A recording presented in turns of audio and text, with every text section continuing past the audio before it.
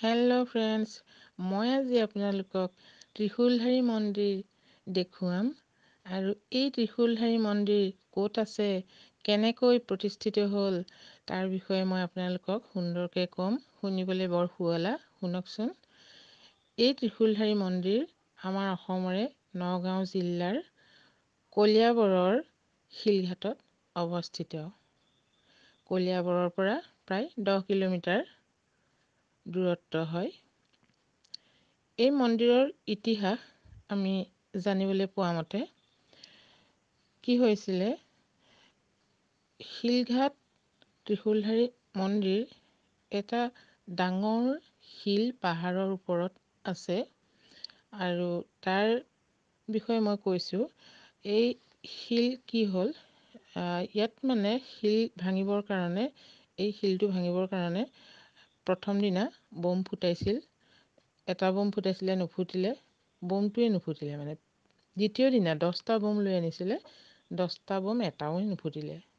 তাৰপিছত আমি শুনিবলৈ পোৱা মতে এই ৰাস্তাটো বনাইছিলে, বনাওঁতে তাত শিলবোৰ ভাঙি মেলি চাফা কৰি ৰাস্তা বনাইছিলে।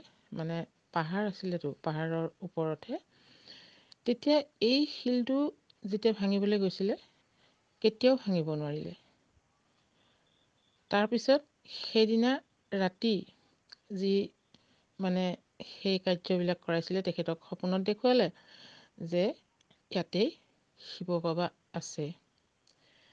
তেতিয়া তেখেতে কি কৰিলে, তাত চালেগে আৰু এটা ডাঙৰ শিল আছে।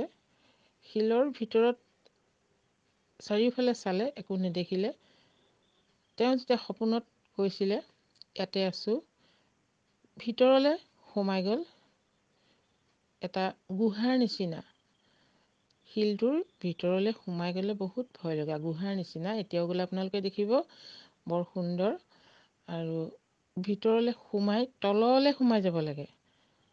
তললৈ সোমাই যাওঁতে গহীন হৈ আহে। এটাৰ ভিতৰতে ত্ৰিশূল ওলাইছিলে আৰু সেই ত্ৰিশূলধাৰী মন্দিৰ, তাতে বাবাক প্ৰতিষ্ঠা কৰি এতিয়াও পূজা পাতল কৰি থকা হয়। আৰু ব্ৰহ্মপুত্ৰ নৈ কাষতে, বৰ সুন্দৰ পৰিৱেশ।